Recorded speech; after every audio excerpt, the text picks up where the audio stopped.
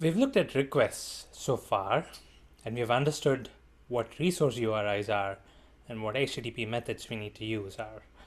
Now let's switch our focus to responses. So we've learned where to make the request, which is the resource URI, and how to make the request, which is what HTTP method to use.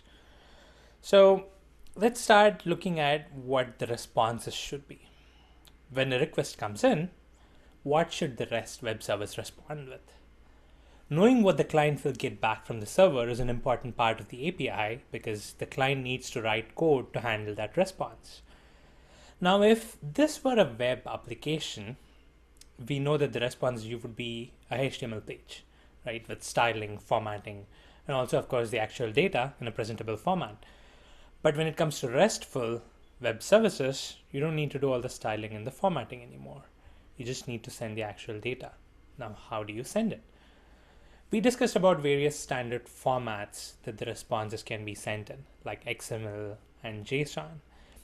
JSON has been growing in popularity recently because it's much more compact and less verbose when compared to XML, especially when you have a large amount of data. So it's gaining in popularity, and also, more often than not, a client to a RESTful API happens to be a browser, right? It's a piece of JavaScript code which is running in a browser which makes these REST API calls. So sending a response back in JSON makes it really easy for that JavaScript client to convert that response to a JavaScript object. So it's very handy if the response is in JSON. So considering all these advantages, we'll choose JSON as the response for our messenger application in this course. However, note that you don't typically need to settle for just one format. You could write APIs which return both XML and JSON, right? There could be multiple response formats. And we'll implement one such API, one such endpoint later in this course to illustrate this. But for the most part, we'll be using JSON in this course.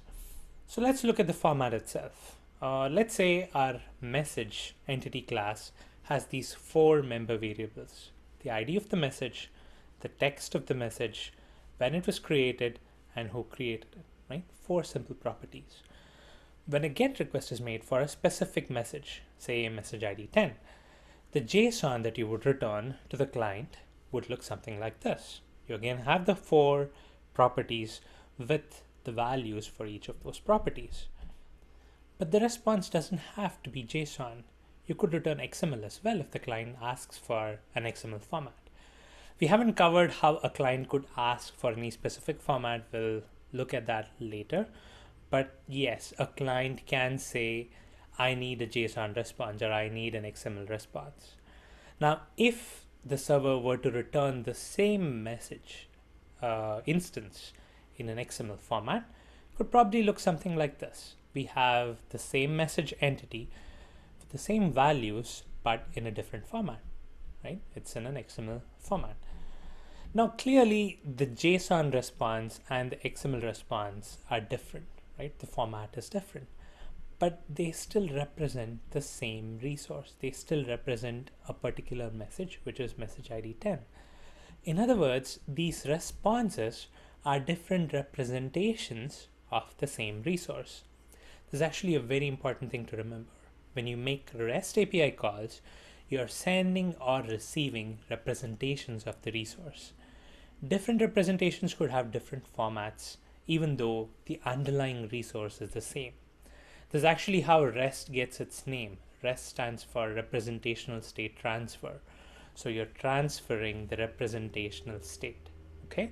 When you make REST API calls, you're sending or receiving representations of a resource. Okay, so now it's great that a REST web service can return data in XML or JSON or a different format. But that brings up a problem. How does a client know what format the response is in? The client can, of course, request data in a particular format, but there's no guarantee that the server returns it in that format. So let's say a client asks for XML, but the REST service knows only JSON. It could return JSON, ignoring the client's preference for XML. Again, this is something we're going to talk about a bit later, but the client doesn't necessarily know beforehand what the returned response format is. Okay, so how does the client know what that format is? How does it figure out how to parse it? The answer is using HTTP headers.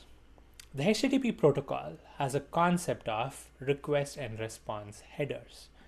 Every HTTP request or response has the body, which contains the message itself, the request message or the response message, and it also contains certain header values which have information about the metadata of the message, right? The header data could be stuff like the length of the content or the date or things like that.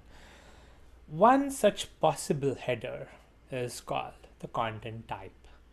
The response could contain a content type header value with the value being JSON or XML, which basically it details what the format of the message is. There are special values for JSON or XML, and we'll learn more about how to implement this when we actually write code. But know that the type of content being sent back is an information that's available in the header. So when the client gets a response, it examines the header for this value, the content type value, and then depending on what the content type value is, it can parse the response body accordingly, whether it's XML or JSON or anything like that. Let's look at status codes. Think about error messages in a web application, in a standard web application. When something goes wrong, an application typically returns a page with an error message, maybe in bold red text. Even if the font isn't red, the message itself would give the user an idea that there is actually an error. But in the case of REST API, since the consumer is not a human, we need to provide some other mechanism for letting the client know what the status of the response is, right? There needs to be some other way to send information to the client to help them identify if there is an error or not, and if there is an error, what are the error scenarios that could have happened.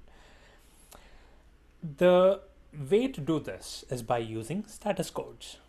The HTTP specification requires the very first line of the response to be a status line. This line will have a numerical code and a short phrase explaining what that code means. This is not just for errors. Every HTTP response needs to have this line. If the response is successful, the very first line of the response will be 200 OK, which indicates it was successful, right? This is a success status code. Now let's take the familiar 404 error code. When a request is made to a URI, let's say for example, /messages/101, and there is no message available with the ID 101, the first line of the response should be 404 not found, because the server was not able to find this resource. Again, the code 404 is for the client program to read and act. The phrase not found is an aid to the programmer in case they forget what the code means.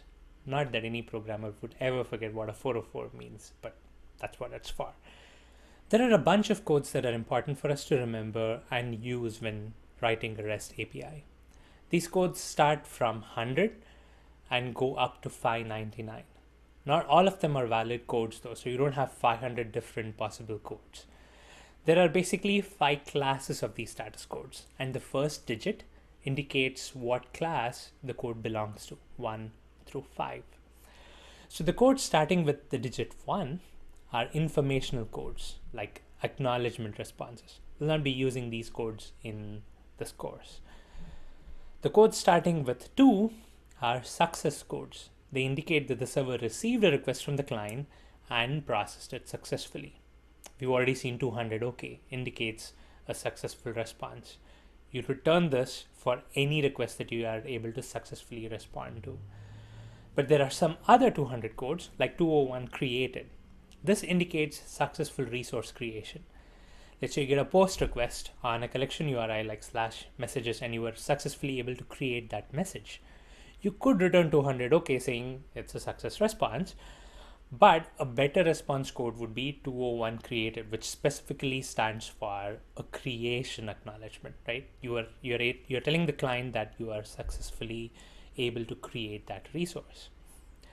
There is a 204 no content, which you use when you don't really need to send any content back. For example, a delete request. When you get a delete request, you delete the resource. You don't have anything to send back, right? Because the resource is deleted. You just have to send back an acknowledgement.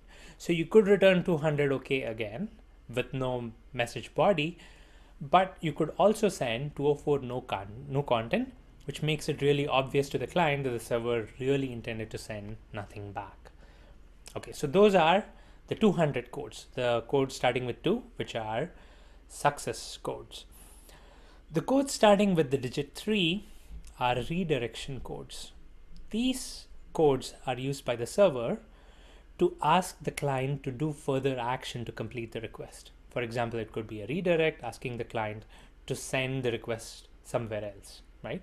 So the codes 302 found or 307 temporary redirect are one of the 2 error codes sent by the server to ask the client to say, hey, don't ask me, ask this other URL, right? It's a redirect.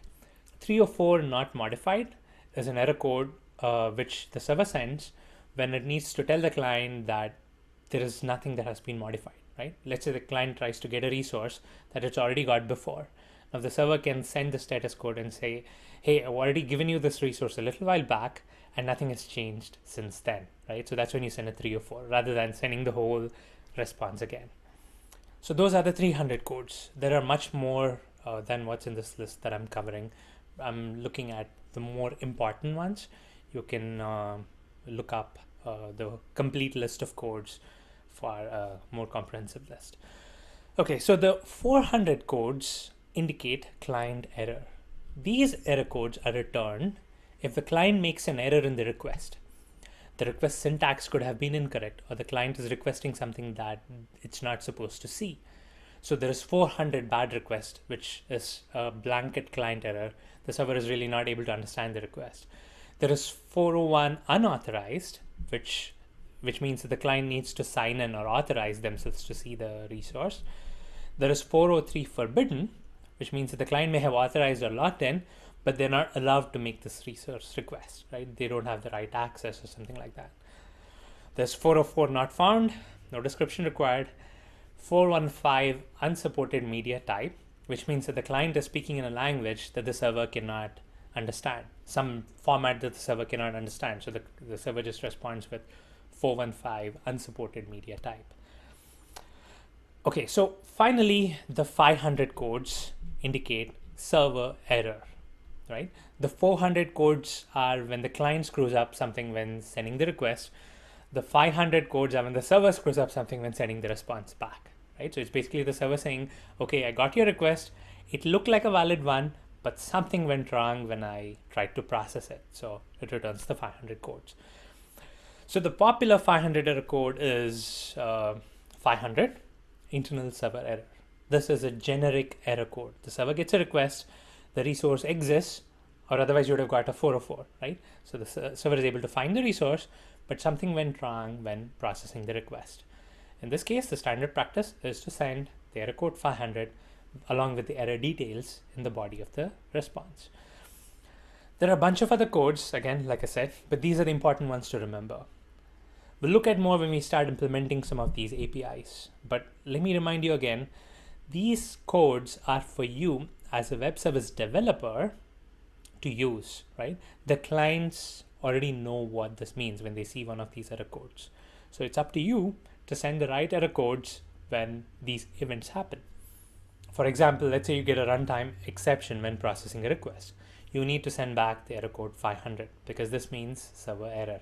And when you send it back, the client will know what has happened. Now, here are some scenarios for the CRUD use cases that we saw in the previous tutorial, and we'll identify the status codes for each message resource. So you have messages / message ID. When you do a get, you return success 200. If everything goes well, you return a 404 when you're not able to find the message ID, or you return 500 if something goes wrong on the server. Delete message, again, if you are able to delete successfully, you return 200 OK or 204 no content. If everything goes well, you return a 404 if you're not able to find this resource, and you'll return 500 if something goes wrong when you're trying to delete. Edit message. You get a put for the message instance resource ID. You return 200, okay, success if everything goes well. You return 400 or 415 if the body of the message, body of the request you've got is not in the right format or doesn't have the right data. Okay. You return 404 again if you're not able to find the message that you want to update. And again, you return 500 if there is an error. And finally, create message. Get a post request to /messages. You return 201 if you're able to successfully create the message. 201 is created. Again, you return 400 or 415 if the body is in the wrong format or has the wrong data. And you return 500 if there is an error in creating the resource.